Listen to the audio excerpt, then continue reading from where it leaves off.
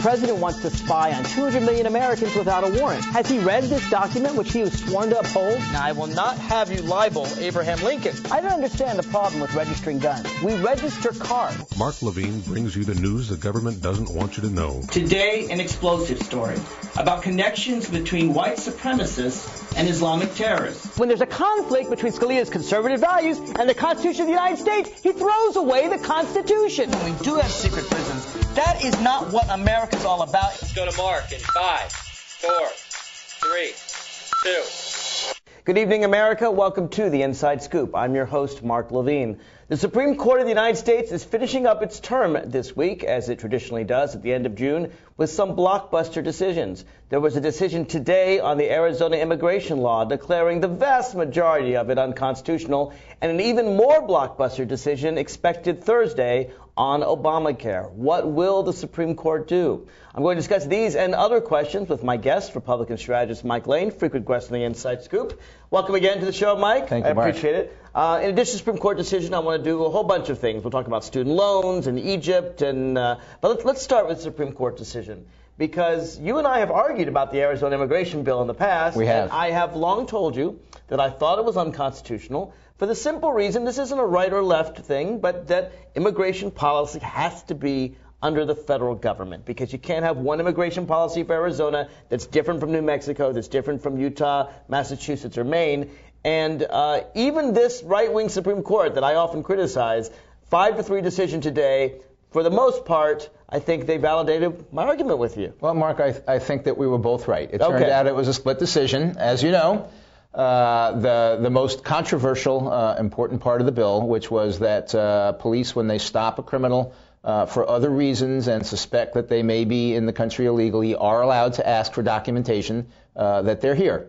The question is, what do they do with the answer then? And apparently nothing. Not only was the rest of the statute knocked down by the court, but this afternoon the Department of Homeland Security issued a directive to its people not to cooperate with Arizona on anything. And so if there's a person who's arrested for a crime and they confess to being an illegal alien, and the Arizona notifies the Department of Homeland Security employees have been ordered to hang up on the state of Arizona. Well, and as you say, you claim it was a split decision, but we all know that it was vastly more on my side than yours. There were 4 main provisions, 3 of which were completely struck down as unconstitutional, things like requiring people to carry their papers with them at all times. Now, that one's really important, because that doesn't just affect immigrants, that affects citizens, and particularly Latino American citizens, who are the most likely to be stopped by people like Sheriff Joe Arpaio, who, as I'm sure you know, the sheriff of Maricopa County, which includes Phoenix, and himself is embroiled with the Justice Department because of allegations of racial profiling that, from all indications I've seen, are true, but he'll get his day. So it was very important to say you don't have to carry papers. You're an American citizen, you don't have to carry those papers around. That was an important thing. Let me interrupt you, Mark, because that's actually not the case. The court did say that the state of Arizona does not have the right to do that, but it is still federal law that you do have to carry your papers, and under federal law you can be questioned, and federal agents can take you into custody. It's only representatives of the state of Arizona. The federal law still requires you to carry your papers. Yes, but that federal law, as you know, is almost never enforced. And it's not enforced for a reason. The reason, it's a very old law that's practically never been enforced, not just by President Obama, but by President Bush or Ronald Reagan or any of them, because it tends to harm American citizens, this papers requirement. If you're driving, you need to have a driver's license. That's certainly true. But if you're walking on the street, there's no requirement in the law that American citizen carry papers. And since there's no requirement for an American citizen, the requirement that an immigrant carry papers, I think, is, it's unenforceable. It's not just it not just hasn't been enforced. It's unenforceable. Because all you have to do is say, someone says, where are your papers? And they say, I don't need to carry them. I agree. No, but you do have to carry them. The law requires you to carry them. If you're not a citizen. The law requires you to carry them, whether you're walking, whether you're driving, or whether you're doing handstands or gymnastics in the gym. Or swimming in the beach. You need to have your papers with you. Or swimming at the beach. It would be very hard. I don't know that they're waterproof. Put it in your beach bag. Put it in your beach bag. The heart of it is that because of this requirement, it's really unenforceable. And the reason it's unenforceable is because there is no requirement for American citizens. If there were such a requirement, then you could enforce the statute.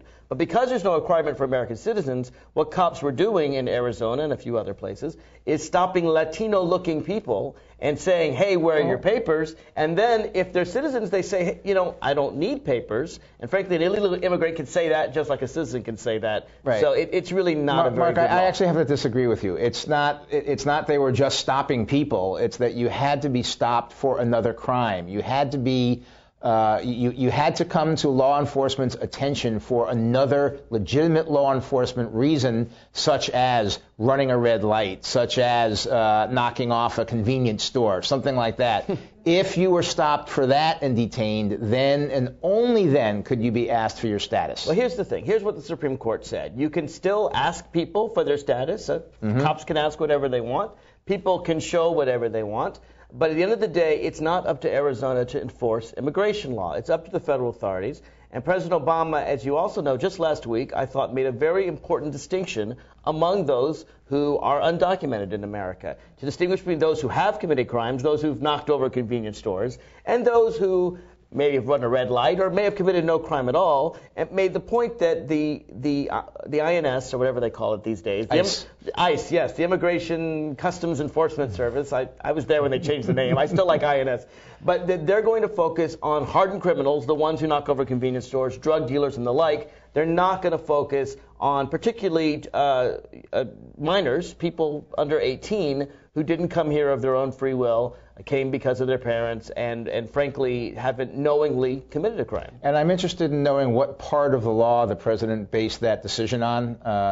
It seems to me that we are now getting very close to the dreaded imperial presidency, where the president just stands up there and picks and chooses what laws he is going to enforce, and he directs the Justice Department, or the Homeland Security actually, not to enforce that particular part of the law. Based on what? I'm confused as to what the president did. He based it on prosecutorial discretion. There's a long history of prosecutors picking and choosing cases based on the most severe ones. If the President of the United States had unlimited resources, then yes, he would have to enforce all the laws to the finest, jaywalking law to make sure. I don't know if there's a federal jaywalking law. There may be, but I would hope not. There are some picayune. I would hope not. Probably not, but there are some picayune federal laws. The point is that any prosecutor's office, whether it's the Department of Justice or the state police, has to pick and choose among cases. They don't usually enforce the jaywalking laws, and they don't usually enforce, illegal immigrants who've arrived at age 4 and haven't committed a crime since school. They are focusing their limited resources on the most severe criminals. What's wrong with that? There's nothing wrong with that. I agree with you 100%. Prosecutorial discretion is a good thing.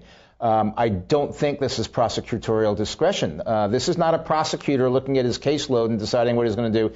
This is the director, the secretary of the Homeland Security telling their people not to enforce that particular part of the law. It's not prosecutorial discretion. It's making laws by fiat from the White House. And I don't see it that way. Never before. I researched this. I could not find. I'm not saying it's not going to happen. I could not find ever a blanket. I'll find one for you. A blanket directive. I'll tell you one. Where people were directed not to enforce that particular thing. It's always been an individual prosecutor making that decision. I have to ask you to go back and check your research. You will find under President George W. Bush, there was a decision made for Liberian immigrants that because of the situation in Liberia, that there was a blanket word that Liberian immigrants, because of refugee issues and so forth, would not be prosecuted under the illegal immigration statutes. Look it up. He made the directive. It's a smaller one. It's a smaller group of people. Yeah, we're talking about 3 to 4 million people under this president's directive, as opposed to 50 Liberians. Well, maybe 50,000. I don't know. But no, clearly it's a small number of people. But the point is that the President of the United States has the power to direct resources, and not just as a prosecutor, but also as sort of the federal chief of police. You agree with me that the state police chief can say to his officers, look, we have a rash of drug dealing, so I want you to take cops away from speeders. We're not going to go after speeders right now. Yes, speeding is a bad thing, but the gun crimes or the drug crimes are more severe, and we're going to focus on them, and we'll let the people going over 55, we'll leave them alone for now. Clearly, they can do that under state law. Why can't the president do the same thing under federal law? Well, I think it's different. What you've just described for the chief of police is talking about that we're not going to focus on these other lawbreakers. And, Right. and what the president didn't say, he didn't say we're not going to focus on other lawbreakers. He said we're going to let other lawbreakers get away with breaking the law. That's what he said. You know what? As I read the president's directive, it was not forbidding the Department of Justice, Department of Homeland Security from deporting someone in its criteria if they choose to. Technically, it wasn't the president who did it. Wasn't it the Secretary of Homeland Security who did this? Yes. And who died and left her in charge? She's in charge by virtue of her being Cabinet Secretary of the President of the United States. And she can counteract the laws of the United States of America duly enacted by Congress just because she thinks she's important? She's not counteracting. She's deciding where to put her limited resources. The police chief doesn't counteract speeding statutes when he decides to take people off the speeding beat and put them on the drug beat. And so now the phone call comes in from Arizona, and it says, Madam Secretary or her designee, we have this bad guy here that we just picked up, totally illegal, no papers, bad-mouthing the United States, blah, blah, blah. The United States. And she has told her people to hang up if it has a 602 area code that it's coming from. What are we doing here? As far as bad-mouthing the United States, I hope you and I agree enough with the First Amendment of the Constitution to say that the free speech used by that person is not something we should use to judge them by. If the guy's truly bad and he has committed a crime, he has knocked over a liquor store, he has raped somebody, then absolutely then he can prosecute it for rape, but apparently he's not. No. The president's directive makes very clear, if you are a criminal, you absolutely can and will be deported. Remember, this president has deported twice the number of people that George W. Bush did. We have far fewer illegal immigrants crossing the border now than we did under George W. Bush. It's not that he hasn't. In fact, he's prosecuted twice as many. So to say this president isn't doing anything is wrong. What he is doing, though, is husbanding his resources to focus on the really bad guys, not some college student. And where's the equal protection for the citizens of Arizona who are now not protected from this when the president protected from what? Specifically targets Arizona, tells his people not to take phone calls from Arizona, but go ahead and and work with the other 49 states. It seems a little out of line. I would think it'd ultimately be ruled unconstitutional, but it's not the first thing this president's done that's ruled unconstitutional. So. I don't think this is a target on Arizona in any way, shape, and form. This is a specific law passed by Arizona that has been declared unconstitutional by the United States Supreme Court. The president's target is nationwide, and it says very simply, we're going to focus on the criminals. We're not going to focus on the 15-year-old or 18-year-old who didn't come here on his or her own free will and is trying to graduate college with certain ability. I think the president just lost Arizona's electoral votes. Yeah, I'm not so sure he had them in the first place. Folks, if you want to call in and join the debate, I encourage you to do that. It's 888-488-MARK, 888-488-6275. Give us a call. Let us know what you think. It might be easy for some folk, but for others, it might take a little more work. And for those who haven't started, there are still things you can do to catch up. Oh, that is good news. Like getting out from underneath past debt. And don't get wrapped up with high-interest credit cards. Let's get you some eyes. Be diversified with your investments. Don't put all your eggs in one basket. Your financial goals are not out of reach. The choice is clear. For a happy ending, choose to save. Everyone with alcohol and drug addiction is in the same boat.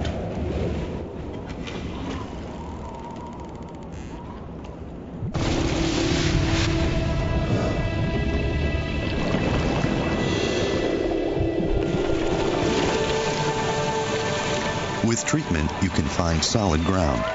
For drug and alcohol information and treatment referral for you or someone you know, call 1-800-662-HELP.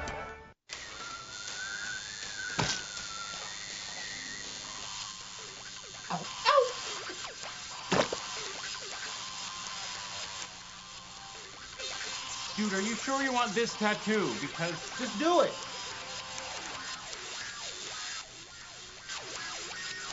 Some mistakes in life are permanent. Like hearing loss. To learn how to protect your hearing, visit ASHA.org. You've probably heard about heart disease, but did you know that it's the #1 killer of women nationwide? Heart disease claims more lives each year than breast cancer, lung cancer, or strokes combined. But there are steps you can take to protect yourself against it. For more information on how you can prevent heart disease, contact your local American Heart Association or visit their website at www.americanheart.org. Here again, the Inside Scoop with Mark Levine. Welcome again to the Inside Scoop. This is Mark Levine. My guest today is Republican strategist Mike Lane.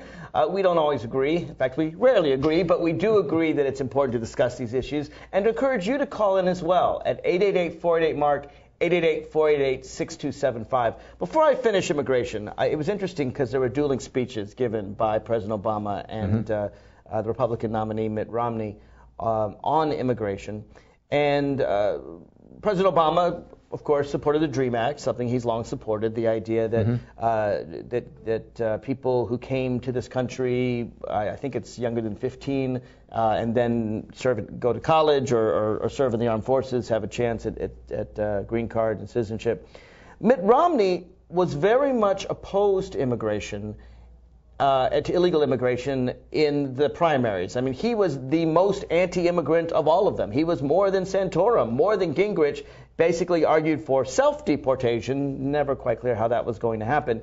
But in his speech before a group of Latino Republicans, he really seemed to tone it down. I really felt that Etch-a-Sketch moment. He didn't really seem to say much of anything. I heard that speech, and I frankly couldn't tell what his position was. His tone was happy and peaceful, but his policy is a little muddled, isn't it? What is his policy? I'll tell you, there's a key difference between where the president is and where Mitt Romney is, and that's in how far you go to understand and try to work with the people who are here through no fault of their own, who have kept their nose clean. Mitt Romney, I think he's exactly in the right spot. I was a little bit, in trepidation as to where is this going to go, where is it going. I think he's exactly where I've been for a long time, which is if you come here, no fault of your own, you were dragged here by your parents, you've kept your nose clean, you've stayed out of trouble, you've studied hard, you've got good grades, you have a future in front of you, not good enough. That's the minimum I expect from somebody who's here illegally, not the maximum I expect. I'm not going to reward somebody who meets the minimum.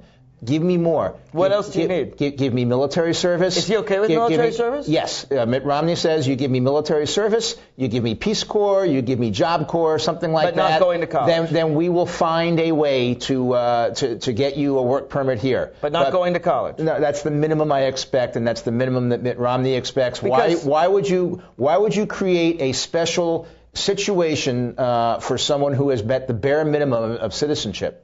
Here's the thing. First of all, it's interesting because, of course, the DREAM Act says military or college.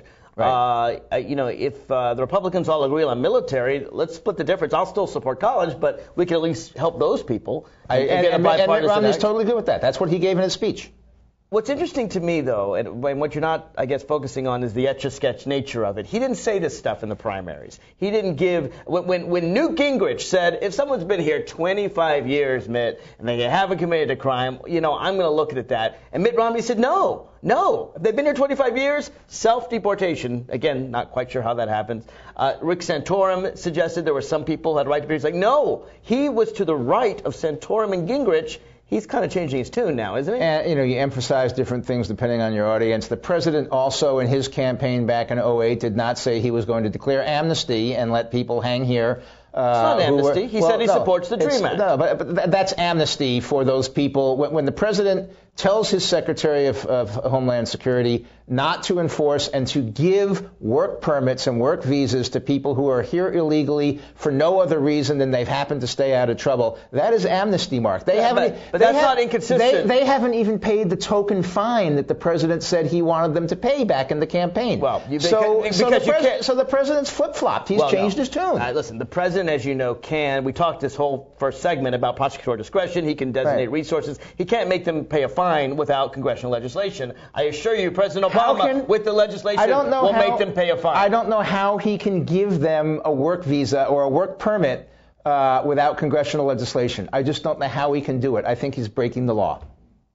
I could give them a work permit? Yes. People apply for work permits. Right, and you have to meet certain conditions, and the conditions are that you're here legally, or you're specifically denied if you're not here legally, and the president said, well, we're just going to waive that, and if they're not in trouble and they're between the ages of 15 and 30, where did that come from? Why not people who are 35? Then you get a work permit. There are lots where is the foundation in law? Where's the legislation that enables him to do that? It doesn't exist. I'll tell you what, I have not looked lately at the specific green card requirements. They are very complex.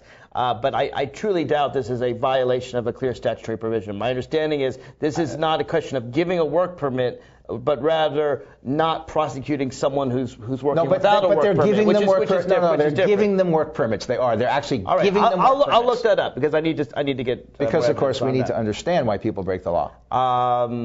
Yes, we do. It's important. Let's move on though to another Supreme Court decision, probably a more important one. Actually, I'd say clearly a more important one, and that has to do with the Affordable Health Care Act.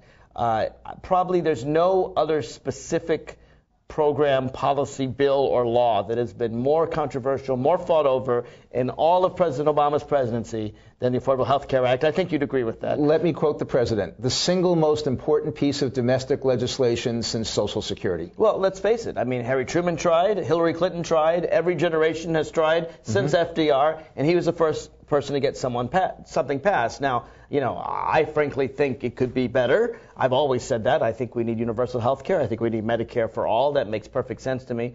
But the one thing that I know for sure, even though I fully expect the Supreme Court to say otherwise on Thursday, so I'm not naive, but I'm quite confident that if you can have Medicare and it's constitutional, you can certainly have something less than Medicare and it's constitutional. We've been through this before, people. You can look at past shows on my website at marklevinetalk.com to see a real detailed analysis of the Constitution. I won't do all that here. I'll simply say that under the Interstate Commerce Clause and the General Welfare Clause and the Tax and Spend Clause and the Equal Protection Clause, there's a whole bunch of clauses that make it perfectly clear this is constitutional. You may think it's unwise, but it's clearly constitutional. Well, let me say that I find your trepidation encouraging. I'm worried. I don't deny I'm worried. I find your pessimism encouraging. I'm not going to go so far as you. My pessimism encouraging. I'm not going You're to pessimistic on the other side. I am not going to predict at all what the Supreme Court is going to do. Look, I'm basing it on the oral argument, which I found very disturbing. I found particularly Justice Scalia, who I never counted as an ally either, but really making fun, making light, pretending like health care which saves lives is equivalent to the government saying eat your broccoli. And to me, this is not something to be made light of. I mean, there's a time for humor, but to compare people who would die otherwise to the government-enforced broccoli laws, to me shows that he's not taking this seriously. I was also concerned, I must admit, by both Anthony Kennedy and Chief Justice Roberts, who I'll tell you this. If anyone swings, I almost think, based on oral argument, Chief Justice Roberts might swing even more than Anthony Kennedy. Kennedy came out much harsher than I expected him to, I must admit, in the oral arguments. And so based on the oral arguments and those tea leaves, and those are the only tea leaves I have, I think there's going to be a 5-4 decision to strike down the individual mandate, which will raise health care for everyone. I don't know that it'll strike down the entire statute. That would be extreme. But at the end of the day, these are decisions that the federal government should make. And if you don't like them, elect a new president, elect a new Congress. The whole reason we have a Constitution and not Articles of Confederation is to have national solutions to national problems. This is clearly a national problem. And if this court strikes it down, I think they'll be acting, well, outside the Constitution. Mark, first of all, the Founding Fathers never intended each state to be the same. There's no, exactness, replication, duplication, state to state. Absolutely. They were supposed to be different, and so there's not supposed to be necessarily a national solution to everything. Each state is a place where, they work on the problems within that state. Some do it better than others. That's the advantage or disadvantage of living in that particular state. That's the way the Founding Fathers intended it to be. That's the way they thought it was going to be. Let's get to whether Are you really denying that health care is an interstate commerce issue? That people cross state lines and get health care across state lines? I mean, come on. This is not a question of your local police force. Mark, remember, I'm the one who has been arguing since the beginning that we have to have plans that can market across state lines, that we can't limit health plans to only being inside a particular state. And you disagree with me politically on the wisdom of the decision, but if you understand that it is an interstate issue issue, and it's a commerce issue, and Congress under Article 1, Section 8 can regulate interstate commerce, the answer is it's unconstitutional. It is constitutional. You may not like it. You may not think it's wise, but that everything you think is unwise doesn't mean it's unconstitutional. Does the Congress have the right to regulate interstate commerce? Yes. Is health care part of interstate commerce? Yes. Yes. Now, end of debate. Is mandating you and I and our producer and everybody in the booth and everybody watching and everybody else in the country is mandating that they purchase a government-approved health plan? Is that interstate commerce? I think that's what we're at. I think that's where the court likely will come down, is that is not regulating interstate commerce. Let me just repeat what you just said. You said forcing people to buy a government-approved health plan, that may not be interstate commerce. What is Medicare if not forcing people to buy a government-approved health plan? It's taken out of our taxes, out of our payroll taxes, unwillingly. We're forced to buy it. Exactly. Let me suggest to you that if Obamacare is unconstitutional, Medicare is unconstitutional. If you structure it like the Canadians, where you've got a single payer, where you're taking it in taxes from the people and you're delivering it as a benefit, I think you probably have an argument that, that's what's the difference between this and Medicare? Forcing you or forcing me to enter the market and to pick and choose That's Medicare. From among 10 different... No. Medicare is not... We're not going out there and buying plans. We're being given a plan. No, Mike. Yes, we are. Mike, when I'm taxed under my payroll taxes and they take out that FICA, they are forcibly taking money away from me that is then going to be used to care for me and my health. Right. To me, we can debate the wisdom of Medicare. But you don't have any choice as to what choice you get in Medicare. You can get Part A or Part B. You get the basic plan, or you get choices in Medicare. There are options, but it's still one size fits all choice. I mean, Part if B. If anything, Medicare is more restrictive. Part B is that right. Right, but that's my point. I agree. Medicare restricts your choices more than Obamacare. If anything, you could argue that Obamacare is constitutional, but Medicare is not, because it restricts your freedom even more. But once we agree that Medicare is constitutional, you got to agree that Obamacare is constitutional. Because you're going about it an entirely different way. You're not taxing me. You are ordering me under penalty of prison under penalty of raising your taxes. To go into the market and purchase something that I may not have purchased before. The broccoli analogy is entirely appropriate. This is an important If I've distinction. never bought broccoli, why would the government tell me to go buy broccoli on Tuesday nights and have it for dinner? This is a very important distinction, and one that I think gets lost on your side of the debate. And I'll put any amount of money on this. That you absolutely cannot go to prison for not purchasing health care. The way it works is this. It'll come. It's not there. What it says is the IRS, taxes you more if you don't buy health care, just like the IRS taxes me more because I don't have any children. That's just the way it works. It's all in the tax code. Like it or lump it, it's constitutional. We got to take a break. I'll give you a chance to respond, I promise. No way. Folks, if you want to join in, please do. 888-488-MARK, 888-488-6275. You can also comment on my website at marklevinetalk.com. And we'll be right back right after this.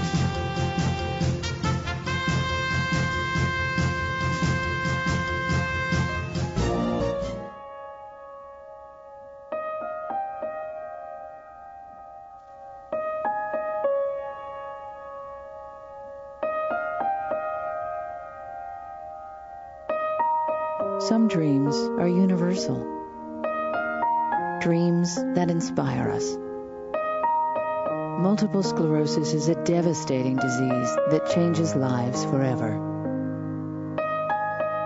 The National MS Society does more for people with MS than any organization in the world. But we can't do it alone. To get involved, visit us online at nationalmssociety.org. or call 1-800-FIGHT-MS. This is why we're here.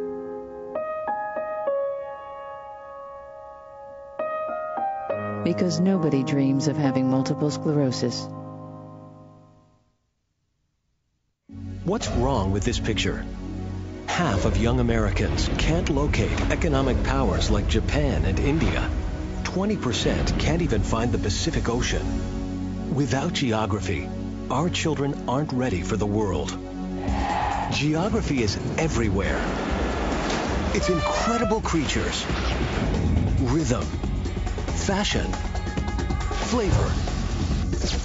It's economics and politics. It's change. Understanding connections between people and places is critical in the 21st century.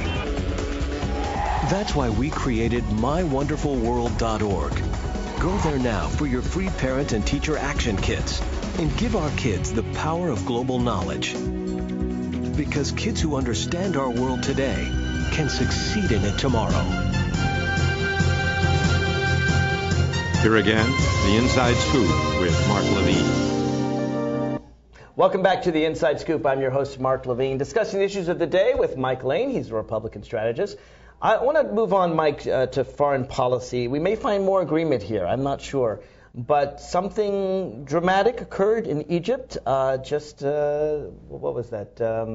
Was it yesterday? It was the weekend. Yeah, it was yesterday, I think, when finally the elections officials, the people really who are appointed by the military, the Supreme Council of the Armed Forces, it seems to be in charge right now. They were appointed by the former dictator Mubarak. They're in charge. They're the ones who said that the parliament is dissolved. They said that which candidates could run for president. But lo and behold, despite all the restrictions of SCAF, what I've heard people call it, SCAF, the Muslim Brotherhood candidate, Mohammed Morsi, does appear to have won a free and fair election. In my view, I'm worried about both sides. I don't like the Mubarak government. I don't trust SCAF. I certainly don't trust the Muslim Brotherhood.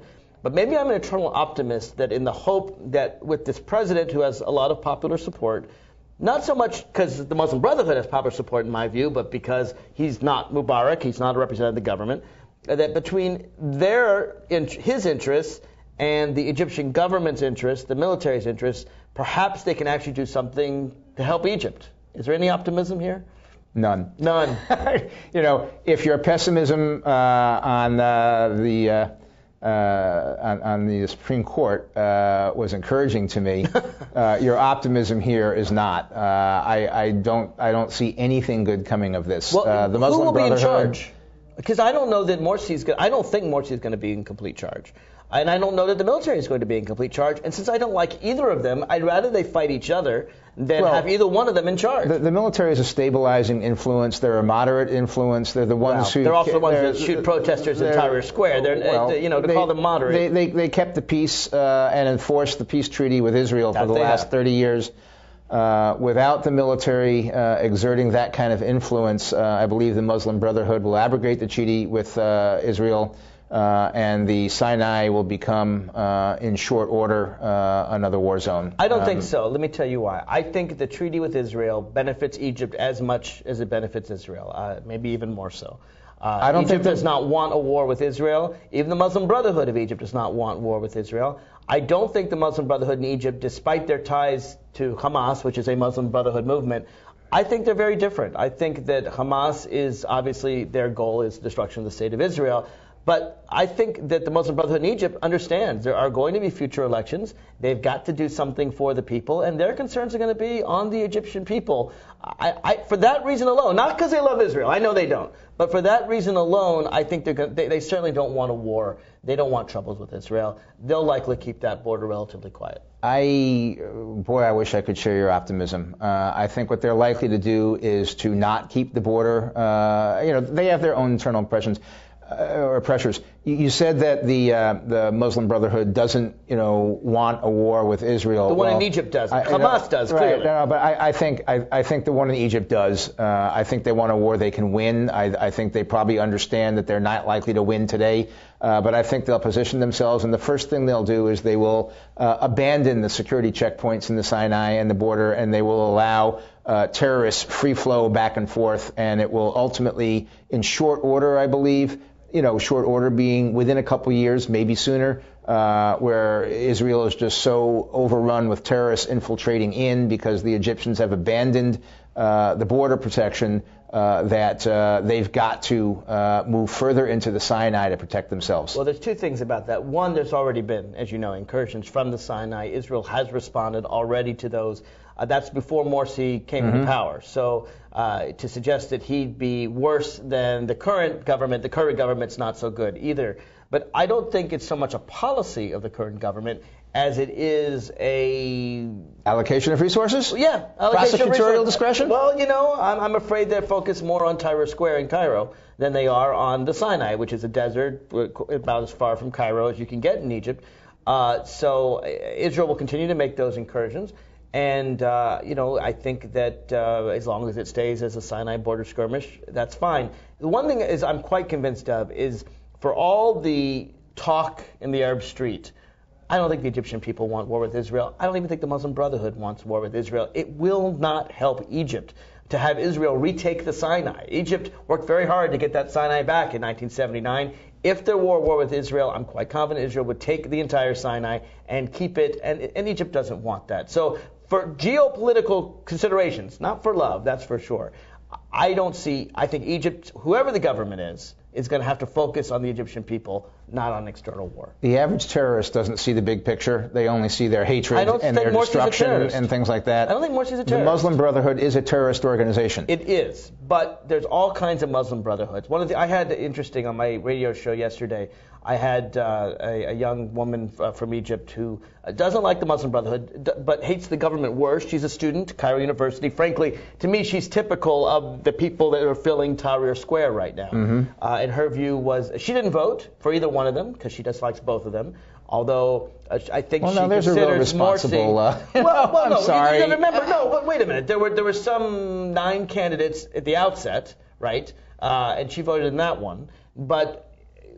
It's really hard to pull the lever between a Mubarak crony and a Muslim Brotherhood. No, it's not. That's really two bad choices. If you put me in an artificial environment and you tell me that I've got to vote for Barack Obama or Hillary Clinton, I'll go vote. I really will. All right, and I respect that, and that's the United States, and I would too, frankly. My point is not her vote, though. My point is that if you look at the way the election was done, half of Egypt didn't vote for either one of them. And to me, that's encouraging. Because that suggests that, neither the Muslim Brotherhood nor the Mubarak government is a future for Egypt. Egypt has to find a third way. How do they do it? Where are they going to go? What's the future? I mean, the protesters there's no optimism here. Well, to me, the protesters in Tahrir Square are where I get my little bit of optimism. And don't get me wrong, the Egyptians were pessimistic too. So 32 million Egyptians, and we got 10,000 people who, are the bright light of the country. Here's the thing: a free and fair election in the largest Arab country in the world. To me, that's a good thing. It's a start. I realize it's got a long way to go. I realize that. But when you have a government that has to appease its people rather than oppress its people, that can be the start of something good. So we'll see. I mean, the military probably won't give Morsi any power anyway, in which case the people will be right back in the streets. We'll be right back where we started from. And they'd rather have the Muslim Brotherhood control the military and crush them that way and impose their view of Sharia law nationwide and start wars. I'll tell you this, and I talked with an American journalist who's in Egypt. It was all on my show, by the way. If you want to get that, go to marklevinetalk.com. It was a very interesting show. We had people from Egypt, live from Egypt, right after it was announced on the show, and you can listen in on my website. It's very interesting. But the reporter, the American, said he talked with a whole bunch of people, and he told me about Coptic Christians he'd spoken to and Salafists he talked to. It was his view that there's really no indication of Sharia law whatsoever, that particularly in big cities like Cairo, where people have a practice and have for many, many decades of women wearing whatever they want, not wearing the hijab, of people, you might find that in some more conservative small towns, but I don't see Sharia law as being. They're not the Taliban. They're not Al Qaeda. They are trying to appease a very large group of people. In the late 1970s, the most forward, progressive Middle Eastern city was Tehran. Well, that's true. But the Shah of Iran was a very different leader. But nonetheless, the people were granted rights. The people could do a lot of things. The people of Iran are still quite progressive. Women were not denied the rights that women around the world are. And now the women in Tehran have no rights. That's true. But if you were to poll the women in Tehran, they would want rights. The vast majority of the Iranian people do not like their mullahs. And the fact that if they could have free elections, I'm quite confident they would vote out their Well, I hope your friend from Egypt at the University of Cairo graduates soon and is successful, because I fear if she's got several years to go, she's going to be told she's not allowed to attend school and she won't graduate. She is not optimistic, all right? She's not optimistic, but precisely on the reverse grounds. She is less afraid of the Muslim Brotherhood than she is of the current regime, which, after all, has beaten and killed a lot of people in Tahrir Square and really is still in charge. I mean, it'll be interesting to see how much power Morsi really has. SCAF disbanded the parliament. They decide who runs in elections. I'm not so sure they're going to give Mohamed Morsi any power at all. It was interesting the way she said to me when I asked her, specifically about Sharia law. I asked her about women wearing the hijab. I asked her all those questions. And she said, why is everyone in the West, because she was doing a bunch of interviews on, I don't know, other CNN or Fox or whomever, national TV shows. She said, why is everyone in the West concerned about that? Our concern is that the government is still in charge and is still oppressing us. That's, Sharia law is not our big concern. I guess because I'm concerned that the government, given the opportunity, once it consolidates its power and entrenches itself, will oppress her even more than she's experiencing now. That's my concern. The view from Egypt was that the government will never give up power, and that whatever power they give to Morsi will be small. So at the end of the day, they're pessimistic, but for different reasons. Different reasons from your pessimism. I think at this point, maybe the best the Egyptians are going to do is an internal struggle between the Muslim Brotherhood and the military. I think there will, and my hope is in that struggle that people get sick of both of them and a third way comes up. And I know that's your hope as well, because... and I'm not optimistic. And you're not optimistic. One of the things we also talked about, though, was we talked about Tunisia. And I think there is reason for optimism in Tunisia. I think Tunisia, even though it's a Muslim party, it's not the Muslim Brotherhood, there's no indication, and I think it's exceedingly unlikely they're going to do any kind of Sharia law or anything like that. Tunisia, of course, is a much more wealthy, more educated, more literate population. Let Tunisia be a light to the Arab world. If they succeed, the journalist I was talking to said they're more like France than they are like Egypt. It seems to me that Tunisia has the best chance of success. And if that one government is successful, a freely elected government in the Arab world that is not an Islamic government or a dictatorship, then maybe that'll serve as a model for other nations. I'd like to see Iraq be a beacon of light for the Middle East as well. Well, we got a minute left on Iraq. You supported the war in Iraq. I did not. I supported the removal of Saddam Hussein from power. Look, I'm glad he's gone. I support the removal of Assad. I support the removal of any dictator. I would hope that the dictators in Iran would go too, and frankly, Putin as well. I mean, let's talk about it. I love when dictators are removed. Are you declaring war? No, because my point is that it doesn't always make sense to declare war on every dictator. We did declare war on Saddam Hussein. We lost 4,000 American lives, very brave people, 40,000 or so American wounded, hundreds of thousands of Iraqi lives. And yet you just said that Iraq is not a model of democracy. No, I'm saying we spent $1 trillion they have. there. Here's my problem. Why won't Iraq be a model? Why didn't Bush succeed in doing that? Here's my not enough time. Here's the thing. It's been 10 years, hasn't it? And it's going to take another 10. And I think the fact that we're getting out now is tragic, because I believe that most of the gains that we've made are going to be erased. And if we would have stayed another 10 years, it probably would have worked. I don't think we could have done it in another 10 years. I think it's intractable. But we will see. Folks, if you want to join in, it's your last chance to call in. We'd like to hear from you. 888-488-MARK, 888-488-6275. We'll be right back after this. Too many women get hit by their boyfriends and husbands. Too many women are pressured into having unprotected sex. Half of the people in the world living with AIDS are women. It doesn't have to be this way. Together, we can change this reality. Let's strive for a world free of violence.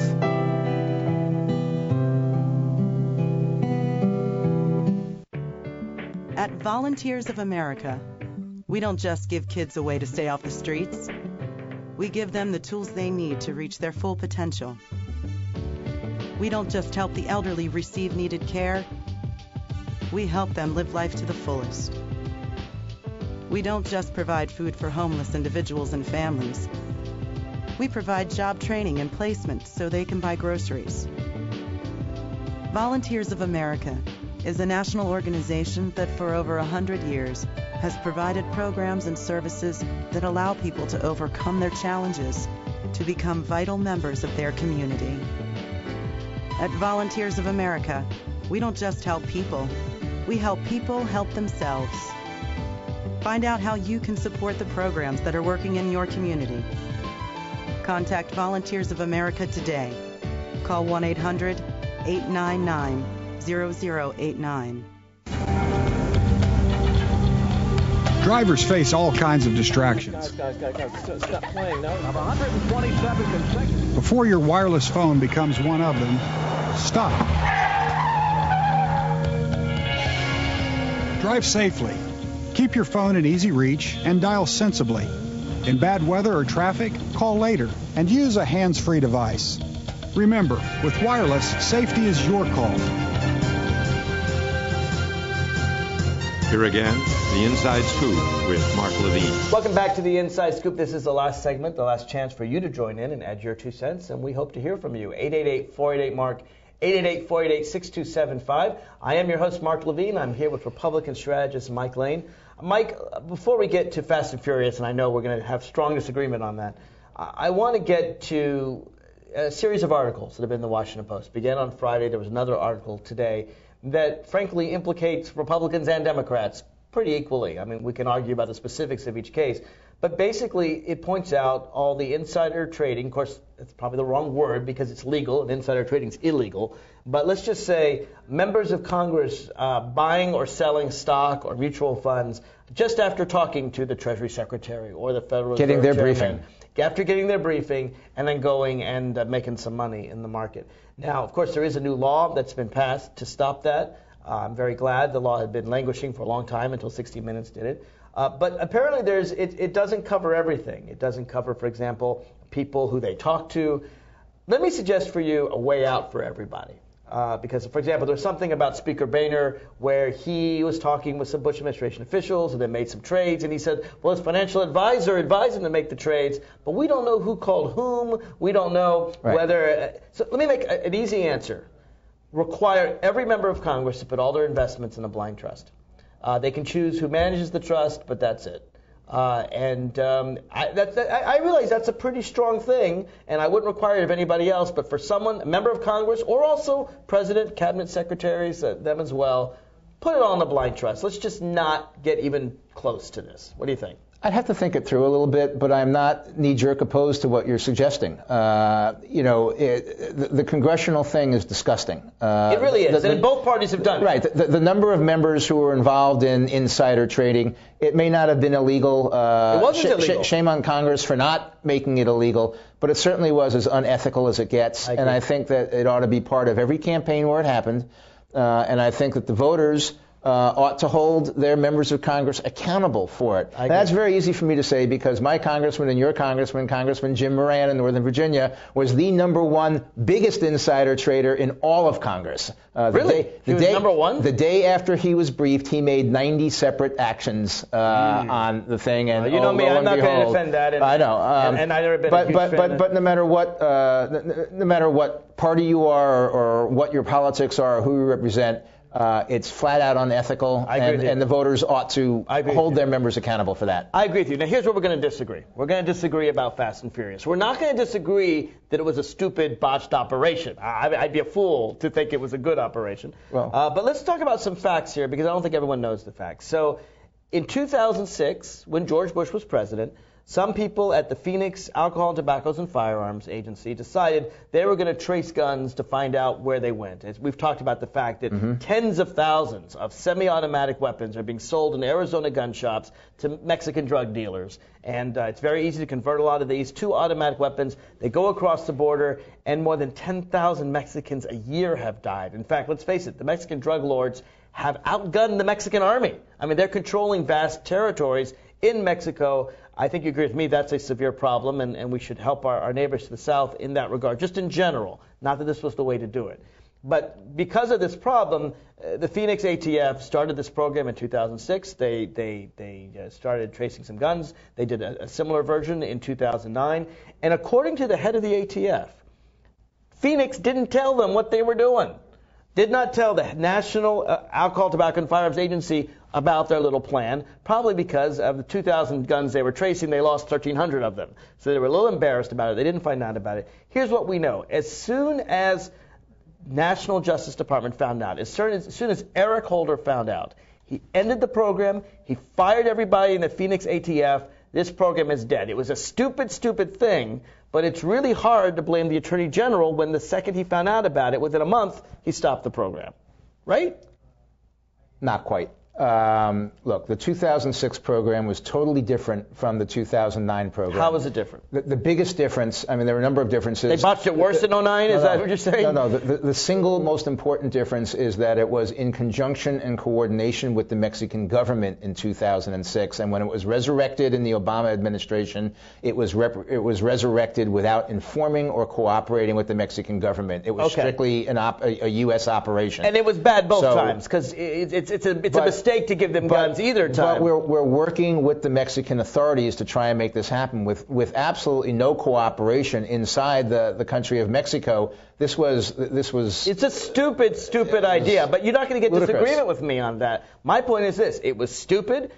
Do you dispute that the Phoenix ATF didn't tell anybody? Do you dispute that? Because the head of the ATF, who was there, I believe, before Obama became president, this isn't a political thing. This is a bad decision. And to be fair, Holder has turned over every document requested by Darrell Issa, the chairman of the House Operations Committee, prior to February 2011. The program was shut down prior to February 2011. So what he's saying is, why do you want documents after the program was shut down?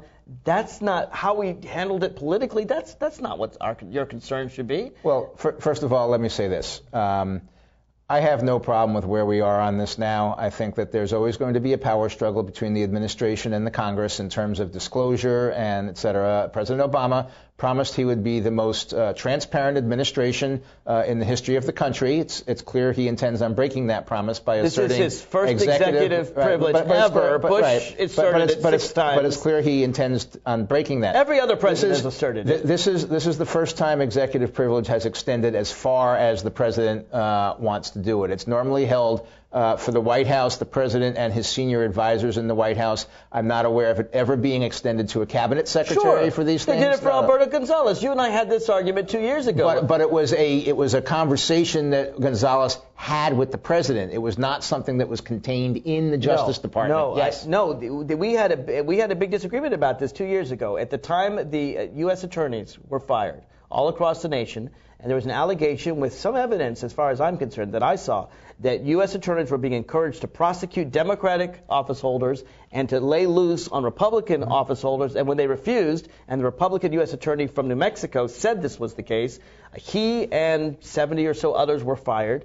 We, the Democrats, tried to get to the bottom of it. Alberto Gonzales and Harriet Miers asserted executive privilege. They refused to turn over documents. They were held in contempt.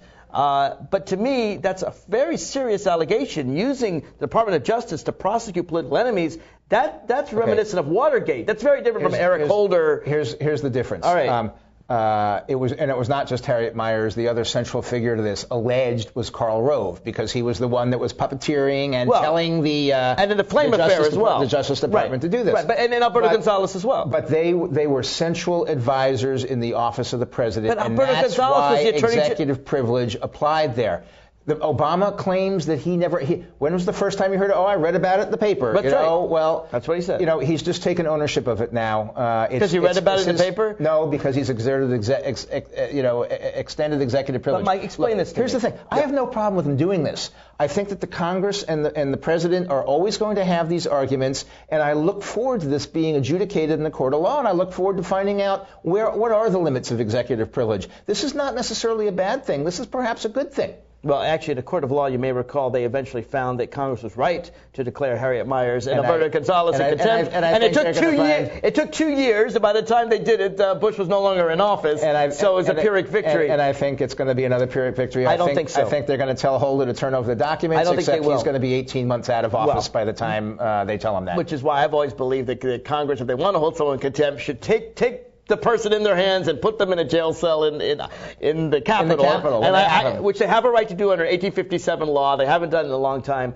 And I support their right to do that, but I think this is the wrong case to do that. Look, Eric Holder has testified 9 times about Fast and Furious before Darrell Issa and his story committee. keeps changing, which is, It has not. He's turned over 7,600 documents. He first went up there and said, Not Holder. Holder said, I first found out this, I guess, about 2 or 3 weeks ago, and then it was, oh, you know what, I really didn't mean that. I think I misunderstood the question. It was several months ago when I knew about this, and blah. What happened was Eric Holder's story keeps shifting. A Justice Department official wrongly testified in February 2011 that they didn't, they wrongly testified, I believe it was in 2009, that they didn't know anything about it. And then found out that some people did know about it. Just this official didn't know about it, and so they corrected the story in February 2011. Okay. And ISA has, Holder has turned over all the documents relating not just to Fast and Furious, but to the correction of that Justice Department decision. That's all there. What Holder wants, what ISA wants, is the documents after February 2011, when ISA himself says, this is according to today's Washington Post,